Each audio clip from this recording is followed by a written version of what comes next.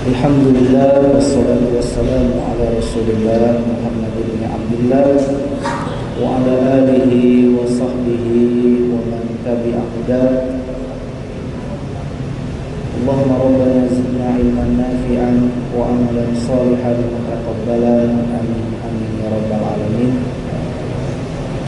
Amma ba'du, puji dan syukur marilah sama-sama kita panjatkan kepada Allah Subhanahu wa taala, zat yang telah memberikan berbagai macam kenikmatan kepada kita, termasuk nikmatnya kita bisa berkumpul, bisa melaksanakan sholat zuhur berjamaah di Masjidil Haram.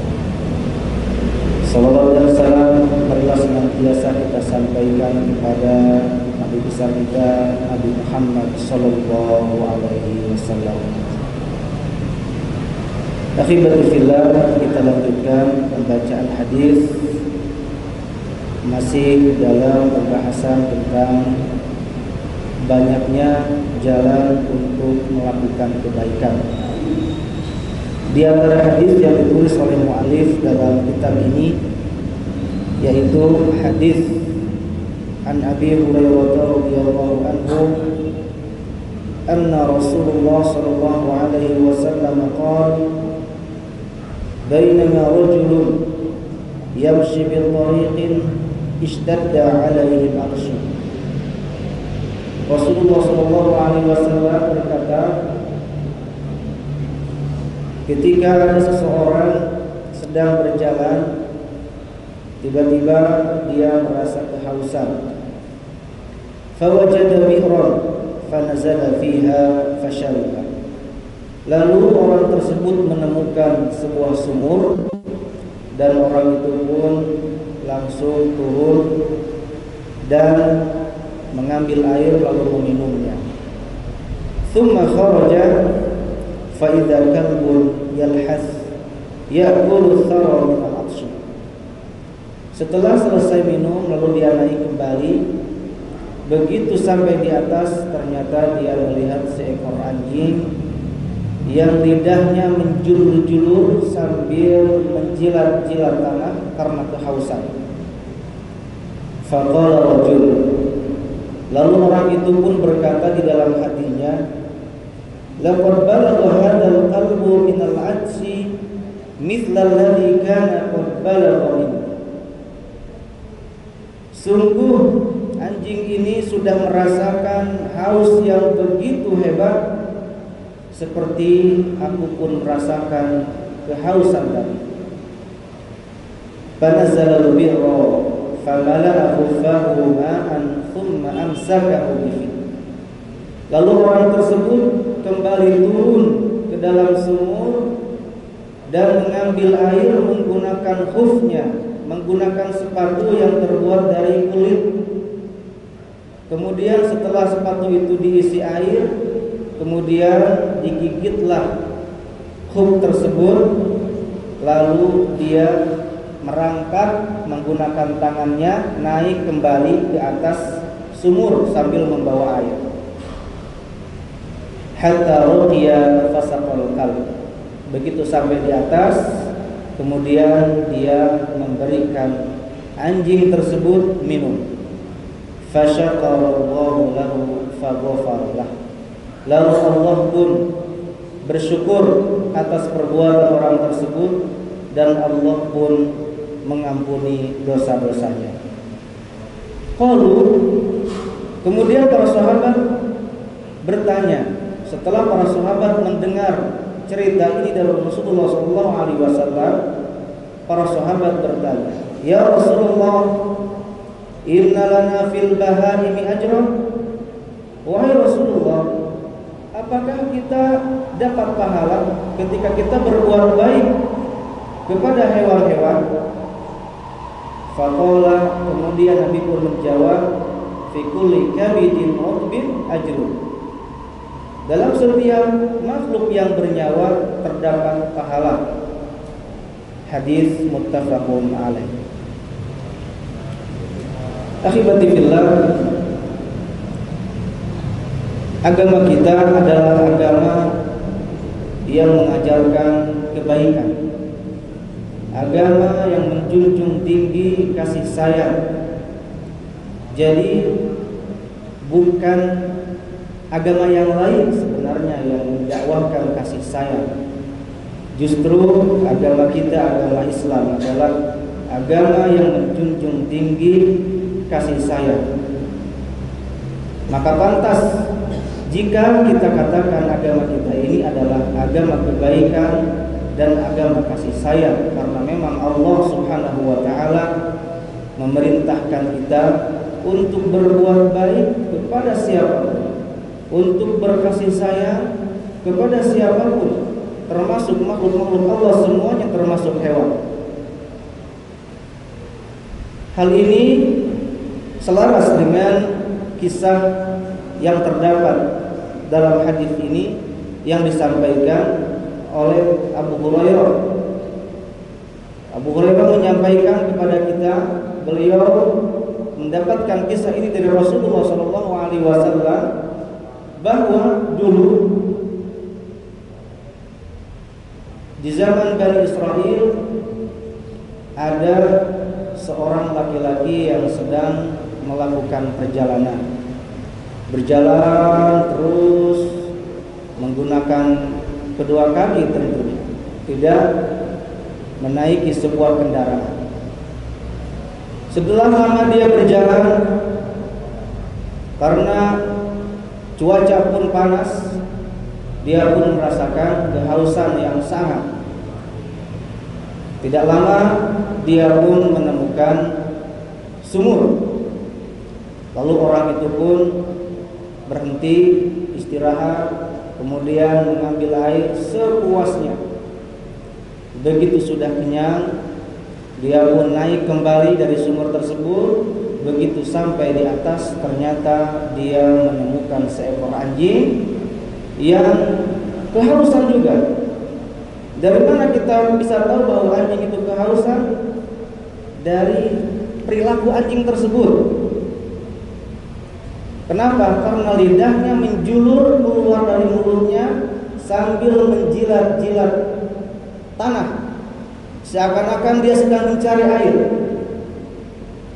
Lalu orang tersebut berkata di dalam hatinya, "Oh, duduh teuing ieu anjing. Duduh teuing, karunya ieu anjing kukurilingan neangan cai teu kapanggih keneh." Ya, akhirnya ini orang berprasangka baik, haus bangunan nama cai anjing teh hauseun. Setelah itu dia berinisiatif, lalu kembali turun mengambil apa? Mengambil cau, mengambil cai. Cai cek Kang Rizki teh. Cai Kang Rizki nya sanes cau. Mengambil air ke bawah. Terus dia berpikir, gimana cara ngambil air? Gak ada ember, gak ada plastik. Ya sudah, sepatu yang dia pakai, sepatu boot, kayu sepatu yang terbuat dari kain itu dia lepas. Dia gunakan untuk mengambil air. Sodor, ya, ambil air. Nah sekarang gimana cara bawanya ke atas ini? Gak ada tambang untuk menggerek atau apa. Akhirnya digigit itu sepatu yang berisi air, lalu dia merangkak ke atas. Setelah sampai di atas, air itu pun dikasihkannya kepada seekor anjing. Lalu betul ternyata kehausan, melihat dari cara minumnya, subhanallah, tidak terhenti sampai habis. Di sini ada hikmah mengapa di dalam kisah ini diceritakan dari mulai turunnya bagaimana, kemudian alat yang digunakan itu apa, bagaimana cara dia ke atas merangkak, bagaimana cara dia membawa khuf yang berisi air. Ini menggambarkan betapa orang ini penuh kesulitan untuk melakukan kebaikan yang ingin dia lakukan kepada seekor anjing. Tidak ada alat. Kemudian turun juga ke bawah yang sangat curam, tidak ada tangga. Jadi hal ini menggambarkan betapa sulit untuk menolong seekor anjing. Meskipun begitu, orang ini tetap melaksanakan perjuangannya untuk menolong hanya seekor anjing. Turun mengisi air atau mengisi hufnya, tidak ada ember, ya sudah, yang ada bisa dijadikan wadah, jadikan wadah. Tidak pugan, cik orang Sunda. Tahu tidak pugan. Jadi kalau nggak ada media itu udah berhenti, nggak begitu. Cari yang lain. Bagaimana caranya agar kebaikan ini bisa terwujud? Turun. Ada sepatu, jadikan itu media. Bagaimana caranya? Gigit, merangkak. Itu semua merupakan gambaran betapa orang ini benar-benar sungguh-sungguh dalam melakukan sebuah pekerjaan. Sesulit apapun, karena dia sudah bertekad mau membantu, mau berbuat baik, dia lakukan. Kemudian ini pun merupakan ujian dari Allah Subhanahu wa taala bagi orang tersebut ketika hendak menolong seseorang. Dan ini pun bisa kita jadikan pelajaran. Ketika kita hendak menolong seseorang, kemudian ada rintangan-rintangan yang menghambat kita, maka jangan berhenti. Cari terus, usahakan dulu. Jangan berhenti sebelum kita bergerak. Cari dulu, apapun itu kesulitannya, kita berusaha sehingga kita bisa melaksanakan kebaikan tersebut semaksimal mungkin. Lalu ternyata Allah Subhanahu wa taala tidak diam.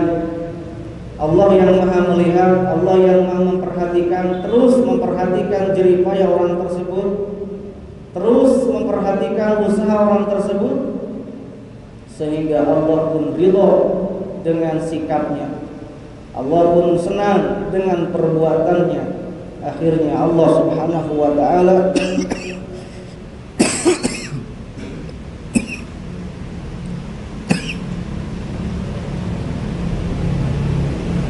bersyukur kepada orang tersebut atas perbuatannya. Bersyukur di sini artinya apa? Allah memberikan pahala kepada orang tersebut. Di samping memberikan pahala, Allah juga memberikan ampunan, yang mana dengan pahala serta ampunan ini menjadikan dia berhak untuk masuk surga Allah Subhanahu wa taala. Lalu setelah para sahabat mendengar kisah ini, mereka bertanya kepada Rasulullah SAW, "Oh, kalau begitu ya Rasulullah, jadi kita ini dapat pahala ya kalau kita berbuat baik kepada hewan?" Kata Nabi mungkin begini, bukan pada hewan saja, kepada siapapun makhluk yang bernyawa, kalau kamu berbuat baik kepada mereka, di situ ada pahala. Apalagi berbuat baik kepada manusia. Ini orang tadi hanya berbuat baik kepada anjing saja, begitu Allah senang, begitu Allah ridho, begitu Allah siapkan pahala buat dia yang sangat besar, bahkan dijanjikan untuk masuk surga. Apalagi kalau kita berbuat baik kepada manusia, yang mana manusia merupakan makhluk Allah yang sangat mulia. Di antara pelajaran yang bisa kita ambil dari hadis ini, jamaah rahimakumullah, yang pertama, hadis ini menganjurkan kepada kita agar kita memiliki sifat kasih sayang, agar kita memiliki rasa ingin saling sayang menyayangi antar semua makhluk Allah Subhanahu wa taala, tak terkecuali hewan, apalagi dengan manusia. Kita harus menjalin, kita harus menerapkan, menumbuhkan, menimbulkan rasa kasih sayang dalam hati kita kepada semua makhluk. Kemudian yang kedua, di antara pelajaran yang bisa kita ambil dari hadis ini adalah fadlul ihsan ilal hayawan wa annahu sababun limaghfiratil dzunub wa dukhulil jannah.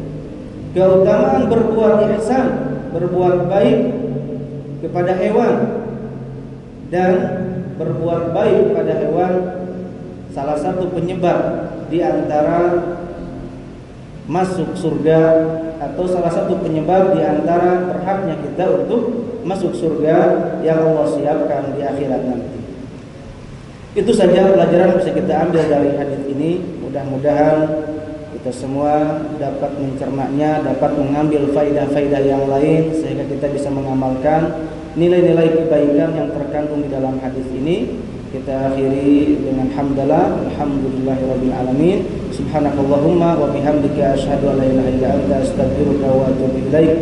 Wassalamualaikum warahmatullahi wabarakatuh.